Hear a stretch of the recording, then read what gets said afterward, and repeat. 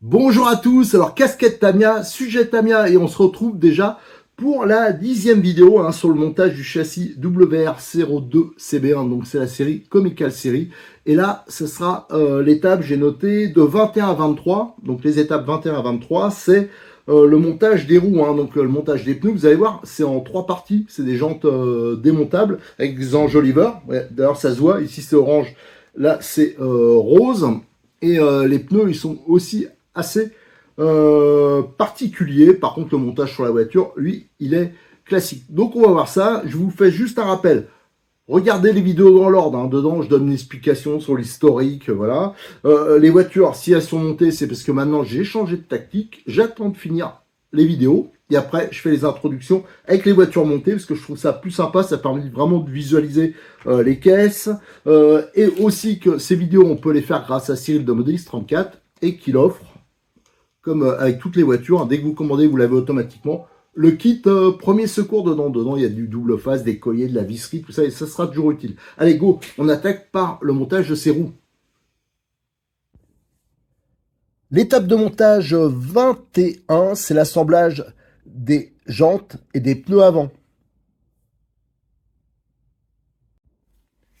Cette étape 21, donc on va assembler les jantes et les pneus avant.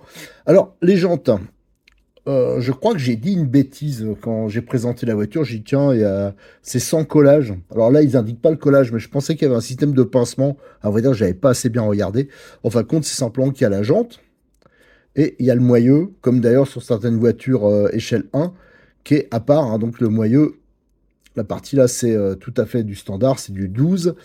Et donc, on pourrait dire, tiens, il y a deux sens pour élargir ou rétrécir la voie. Et si vous le montez dans ce sens-là, ça dépasse, donc c'est pas bon, donc il n'y a qu'un sens.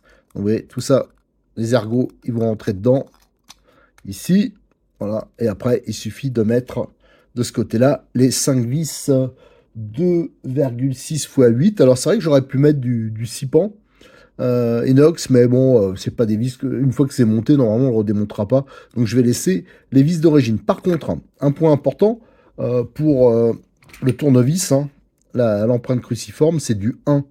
On a vu que pour les autres, c'était du 2. Là, c'est du 1. Faites attention, autrement, vous risquez de foirer tout ça. Alors, je vais le monter. Je vais monter les jantes. Et après, je vous ferai un petit retour.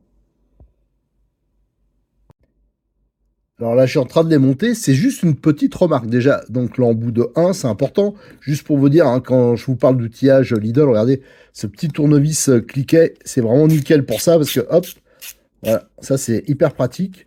Je vous invite, moi, à pas serrer comme ça. C'est un peu comme les culasses, ces trucs comme ça. Si on veut que ça s'applique proprement, alors je pense que il n'y aura pas de problème, mais si on veut que ça soit bien, de faire voilà, en opposition à chaque fois comme ça. Voilà, je viens de serrer là, je vais en opposition et je bloque pas. Je rentre juste en contact. Je fais hop en opposition. Après, je vais de l'autre côté. Voilà, et là maintenant, il me reste celui d'en face. Et là, ils sont tous serrés. Alors maintenant, je vais pouvoir faire le serrage définitif. Et toujours, voilà. Et maintenant, je peux tous les faire. Voilà. Normalement, ça me paraît plus logique de le faire comme ça. Voilà, ça c'est nickel. Donc là, on a la jante qui est assemblée. Alors maintenant, on va falloir monter le pneu. Alors, un truc qui m'étonne. Alors, l'avantage de ce système, c'est qu'on pourrait avoir des moyeux décalés. Bon, là, c'est pas le cas pour changer la voie. Mais c'est surtout qu'on peut changer la couleur. Donc là, on a celui d'un... je ne me rappelle plus comment il s'appelle. C'est pas le Frog, l'autre, c'est le... Ah bah, j'ai un trou de mémoire. Hornet, voilà, c'est ça. Et ça, c'est celui du Frog qui est là. Comme je monte un Frog pour moi et un Hornet pour le pote. Donc c'est pour ça qu'il y a les deux couleurs.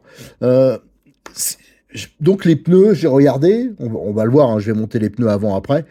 Mais eux, ils disent, ils parlent pas de collage. Alors ça m'intrigue un peu. Alors est-ce que ça peut rouler sans coller les pneus? Bon, on verra ça quand je les aurai montés. Allez, j'assemble les autres jantes, parce que les avant-arrière, c'est identique. Et je vais commencer à monter les pneus avant. Donc là, les moyeux, ils sont assemblés. Et j'ai monté pour voir les pneus avant. Alors, il faut un peu forcer pour les monter. Et une fois que c'est dans les encoches, alors est-ce qu'on peut le faire sans collage? Moi, je pense que ça tiendra à peu près, mais quand même, voilà, sur un fort appui. Éventuellement, on peut le laisser comme ça, à tester. L'air, elle s'échappe, il y a des petits trous qui sont... on les aperçoit ici, voilà. Ça me paraît un peu petit. L'air, il a un peu de mal à s'échapper. Alors, l'idéal, moi, je trouve, c'est de faire un tout petit trou avec une pointe chaude, un chauffe-eau rouge, juste ici, et un autre en opposition. Pourquoi? Parce que si jamais, alors je vous le conseille pas, mais si on nettoie avec de l'eau, si on roule dans de la flotte, chose qu'il faut pas faire hein, normalement. Une fois que l'eau est dedans, quand vous allez rouler avec le trou qui est ici, ça va pas partir. Par contre, si c'est sur la circonférence, imaginez bien que quand la roue elle tourne, ben, ça va avec la force centrifuge, ça va évacuer l'eau. Voilà, c'est pour ça que moi j'ai tendance à faire les trous comme ça, des tout petits. Hein. Mais pour l'instant, je vais le laisser comme ça. Mais je trouve quand même que l'air ne s'échappe pas assez vite. Allez, maintenant, ça va être rapide. Hein, ça va être l'étape 22. Je regarde en même temps la notice. C'est, on va monter les mêmes jantes hein, parce que c'est la même chose. Et on va monter donc les pneus arrière. L'étape de montage 22, c'est l'assemblage des jantes et des pneus arrière.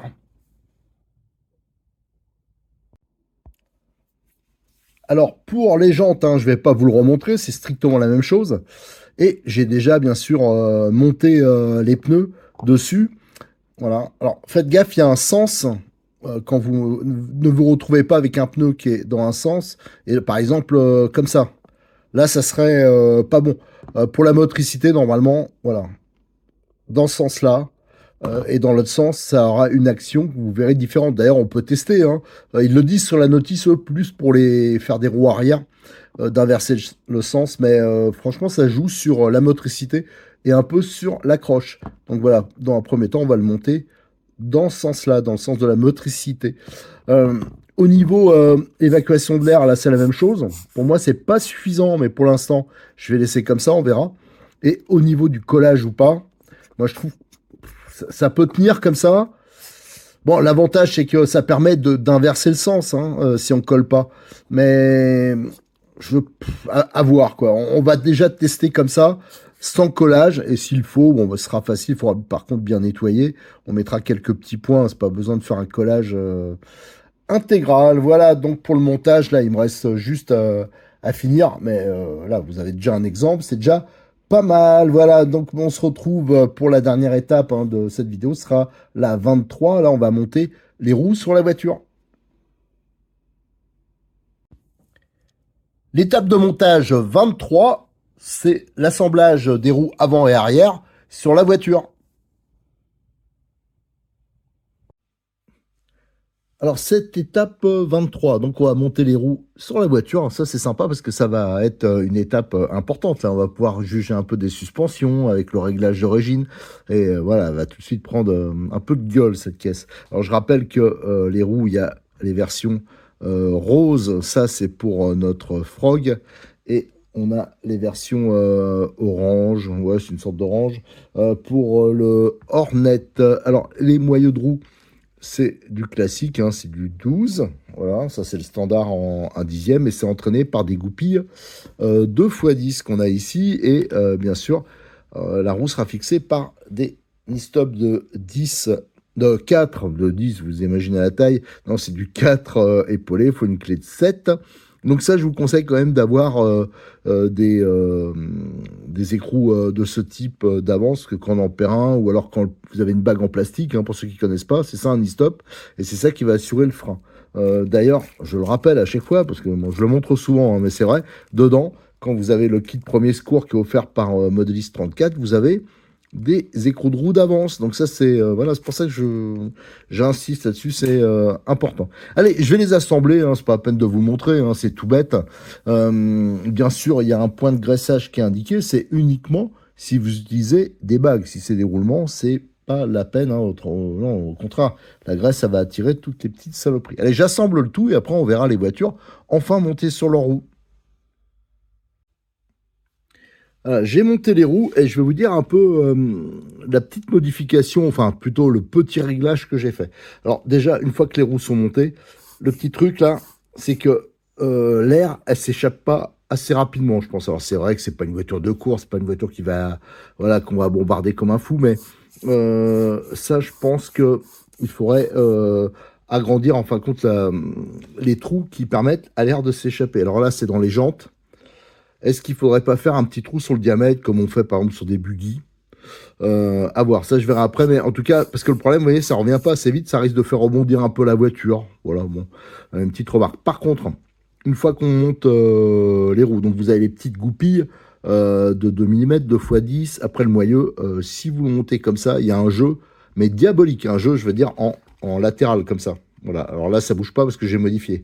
Mais le jeu, il est diabolique, moi, je trouve. Alors, c'est du Tamiya, on connaît, on sait que bon voilà, ça choque pas plus que ça. Mais moi, ça m'embêtait sur mes voitures. Alors moi, je vous propose ce que j'ai fait j'ai recherché à caler, en fin de compte, donc des cales qu'on met derrière les goupilles. Et pour ça, il faut des rondelles de calage de 5. Celles qui sont bien adaptées, c'est pour les embrayages de buggy nitro. Alors ici, je vous montre par exemple, j'ai donc récupéré ça chez Cyril, hein, chez Modélis 34. C'est pas cher, hein, c'est bien. Donc c'est des cales qui ont un diamètre intérieur de 5, un diamètre extérieur de 7, et dedans vous avez des cales de 2 et de 1, enfin 0,1 et 0,2, donc 1 dixième et 2 dixièmes. Moi, pour caler, hein, pour chaque roue, derrière donc la goupille, j'ai mis 2 rondelles de 2 dixièmes et une rondelle de 1 dixième, donc soit 5 dixièmes. Alors, il faudrait que je cherche un peu, ça doit pouvoir se trouver. D'ailleurs, j'avoue que j'ai pas regardé chez Cyril. Peut-être qu'il a des cales comme ça de 5 dixièmes. Bon, j'en suis pas sûr. Généralement, ça commence à 1 millimètre. Hein, mais voilà, donc j'ai fait ça pour avoir un jeu minimum. Vous voyez, ça bouge encore un tout petit peu, mais beaucoup moins. Je vous dis, 5 dixièmes de jeu supplémentaire, c'est énorme. Hein. Je l'ai fait donc pour les 4 roues, et je trouve quand même que c'est beaucoup mieux. Alors là, vous avez la version Hornet. Donc, vous voyez, là, la voiture, elle commence à prendre, surtout quand on aura monté le pare-choc, ça commence à prendre forme. Et ici, vous avez la version Frog, hein, avec ces petits drapeaux. Voilà. Donc ça, c'est fait. Maintenant, on va pouvoir passer à l'étape suivante. Hein. Ce sera l'étape 24. Et là, on va pouvoir monter le pare-choc avant. Là, vous allez voir qu'il y a 3 possibilités de montage. Donc, on va voir ça tout de suite.